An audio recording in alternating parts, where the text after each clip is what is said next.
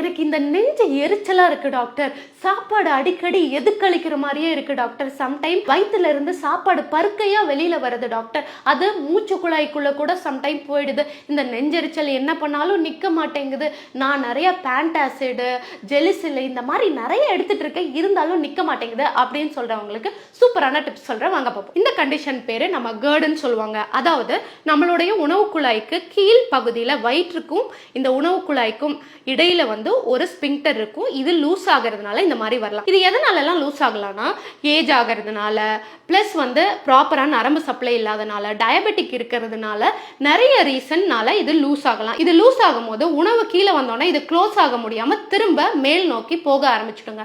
அது மட்டும் இல்லாம இந்த வயிற்றுல உங்களுக்கு HCl ஆசிட் இருக்கும், அதுதான் உணவு வந்து செரிக்கும். இந்த ஆசிட் வந்து அதிகப்படியா இருந்துச்சுனாலும் சம்டைம் எது கழிக்கும். அதே போல இந்த ஆசிட் வந்து குறைவா இருந்தாலும் உணவு ப்ராப்பரா செரிக்க முடியாது, அதனாலேயே இந்த பிரச்சனை வரலாம். ஸோ இது வந்து அதிகமா இருக்கா குறைவா இருக்கான்னு சொல்லிட்டு நிறைய டாக்டர்ஸ் ப்ராப்பரா கண்டுபிடிக்க மாட்டாங்க, அதனாலேயே இந்த பிரச்சனை வரும். அடுத்ததா பாத்தீங்கன்னா இங்க வந்து ஹயாட்டஸ் எரினியான்னு ஒரு கண்டிஷன் வரும். அதாவது உணவு குழாயினுடைய ஒரு சிறு பகுதி வீங்கி போயிடலாம், இல்லைன்னா இந்த வயிற்று பகுதி மேல் நோக்கி வந்துடலாம். ஸோ இதனால கூட இந்த மாதிரி கேர்டு வரதுக்கான சான்சஸ் நிறைய இருக்குங்க. இந்த மாதிரி நீங்க சொன்ன சிம்டம் இருக்கு டாக்டர், என்ன டாக்டர் பண்ணணும் அப்படின்னு கேட்டீங்கன்னா, நீங்க ஸ்மோக்கிங் ட்ரிங்கிங் ஹேபிட்ஸ் இருக்கிறவங்களா இருந்ததுன்னா இந்த கண்டிஷன் அதிகப்படியா உங்களுக்கு வரும், அதனால அதை ஸ்டாப் பண்ணணும்.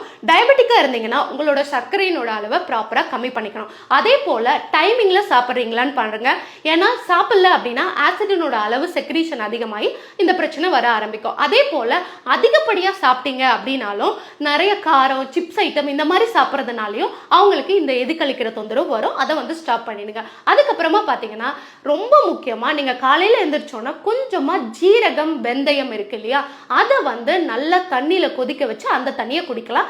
வெந்தயத்தை ஓவர் நைட் ஊற வச்சு அந்த தண்ணியை வந்து மார்னிங் குடிச்சிங்கன்னா உங்களுடைய ஆசிட் அதிகப்படியா செக்ரீஷனை வந்து கம்மி பண்றதுக்கு உதவியா இருக்கும். டைமிங்ல தூங்கணுங்க, இதையும் ஞாபகத்துல வச்சுக்கோங்க.